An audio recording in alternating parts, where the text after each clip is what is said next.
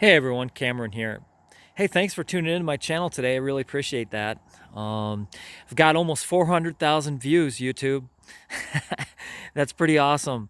Almost 400,000 views on this channel. That's pretty sweet. I really love that people like the videos that I make and stuff. That's awesome. So, at any rate, today's video is a walk-around video of the exterior of my 1978 Crestliner Apollo 660. If you like this boat, there's other videos on this boat on this channel, and for instance, I've done some various restoration projects on the inside of this boat, and those videos are posted on this channel, so feel free to check them out. If you're like me, you know, I like 70s stuff, boats, cars, whatever, but especially love these 70s era boats. They're just awesome. I love them. So at any rate, let's get underway on the video here on this one. Like I said, it's my 1978 Crestliner Apollo 660, and she's 16 feet long, and technically it's 16.33, I believe, and the beam on this is 6 foot 11 inches. So it's not a bad size, perfect runabout size, and I especially like that it's a walk-through, so you can go into the front and sit down and stuff. That's really cool. Not a real big fan of closed bow boats. I like the walk-through feature on these. So, at any rate, this boat was originally built in Little Falls, Minnesota in 1978, the Crestliner Manufacturing. And I don't know where Crestliner boats are made now, but at the time it was made in Little Falls, Minnesota. The max weight for gear, gas, people, all that sort of thing is 1745, 1,745 pounds.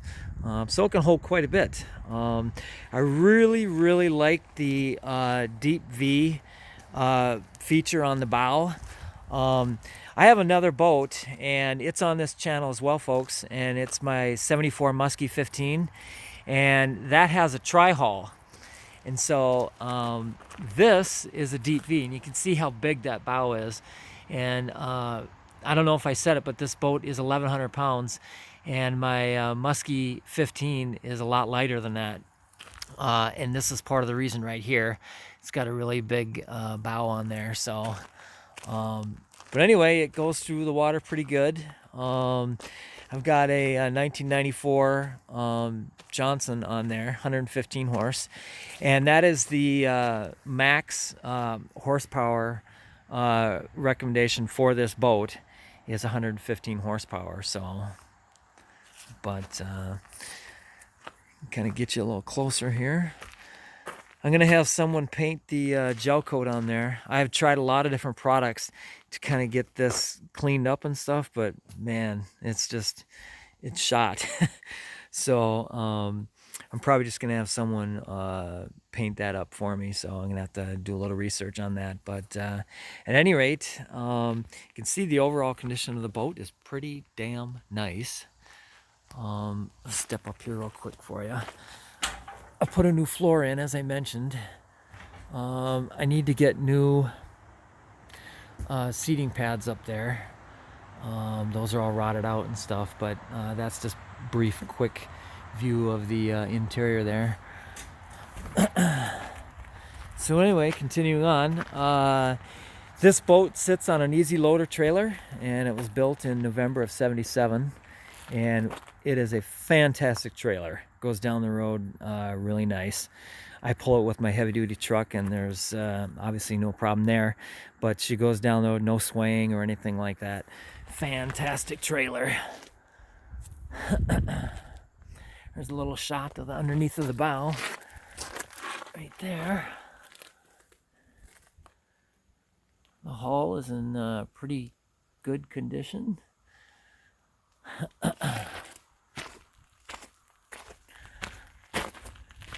Coming around to the stern here, there's my 115 Johnson.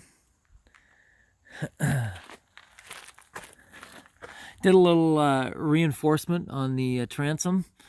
One of the common things that happens on these 70s boats is the transom will begin rotting out, and that was the case with this one a little bit, and so I had to do some reinforcement measures. But really love the boat and everything, and so you can see right there, got a little more work and stuff to do, but yeah, so there's the transom. And I put that outboard motor bracket on there. Got a little 9.9 Evinrude. If you want to see this boat in action, how fast it goes, full throttle and everything with that 115 on there, that video is also on this channel. And you can see how fast it goes, what it looks like in action and stuff. So one thing that's really interesting about this boat, okay, is this is the first boat I've ever had where when you take a corner on the boat, she stays level. There's no banking whatsoever. For instance, my 74 Muskie, when you the tri-hull, when you swing a corner on that one, she really tilts. This one stays flat, and it's the first boat that I've ever had that does that, and I'm not sure yet if I'm a fan of that or not. I do like the banking and stuff, you know, for some reason. I don't know why, but this one does not bank hardly at all. It stays level and flat, and it goes around the corner, you know, kind of like this, you know, it just stays flat, you know, versus banking like that.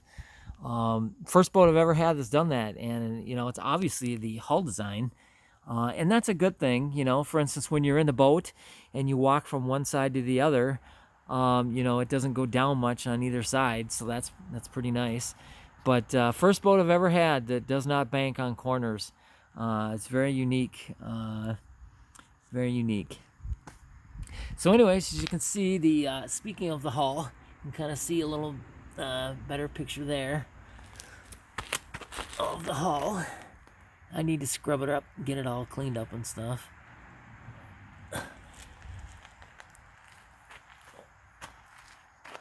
Man, this is a really nice addition here. This is really nice. Here's another shot, just real quick of the inside.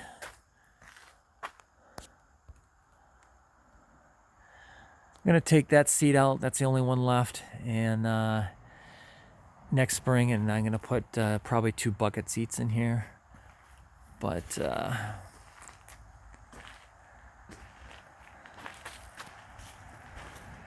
boat handles rough water pretty well. That big bow right there kind of just plows through it, and she cruises along pretty nice with that 115 on there. There's easy loader.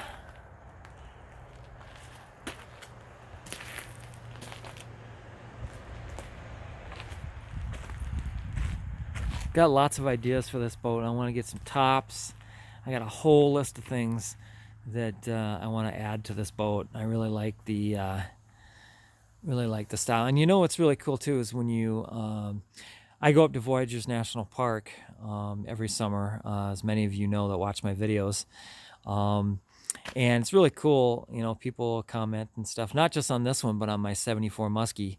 And they'll say, wow, I used to have one like that. That is a really cool looking boat. You know, it's just that nostalgia, you know, what people say and stuff, you know, and their admiration of their boat. That's kind of special. That's kind of neat, you know. So a lot of people have newer boats and everything, and there's nothing really special about those. They're nice, obviously. They're great boats. But these old classics, you know, these old 70s and older boats, you know, people notice those, and that's just a really cool feeling. So a little sense of pride there, you know. So, but anyways, you can see right there, the previous owner kind of bunged up a little bit there. There's no real holes that go all the way through the hull. It was just surfacey, so I don't know why they did, you know, I think they could have done that better, but everywhere else, you know, there's no problems with the hull whatsoever. So just needs to be scrubbed up, cleaned up a little bit under there. So perfect size boat for Voyageurs National Park. And like I said, I do want to get tops.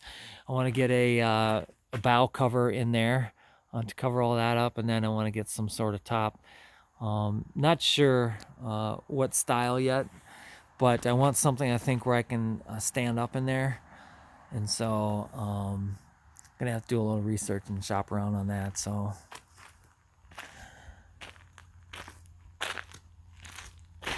but anyway, there she is, 1978.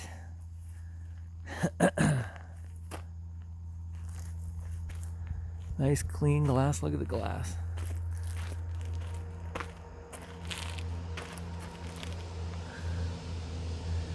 Nice clean glass, huh?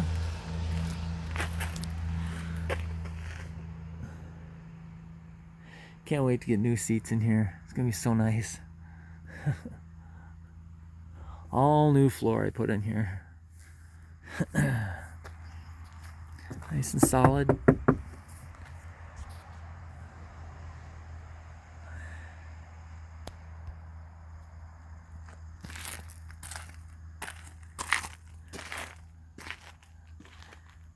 So at any rate, that is a walk around of my 1978 Crestliner Apollo 660. I haven't figured out why they call it a 660. Not quite sure on that, but it's an Apollo is the model, and I don't know. I guess I don't really need to know that stuff. I just love the boat. So, but at any rate, so that's the walk around. Thanks for tuning in to my channel, and like I said, if you want more information on this boat or want to see more videos on it, there's quite a bit of stuff on my channel now. So feel free to go on my channel here, just surfing around, and you'll find more videos on this boat. So at any rate, thanks for tuning in once again. I really appreciate your viewership, and like I said earlier, feel free to comment. I try to get back to my comments as quickly as I can and answer them and stuff. So but once again, thanks for tuning in, and I hope you enjoy this boat.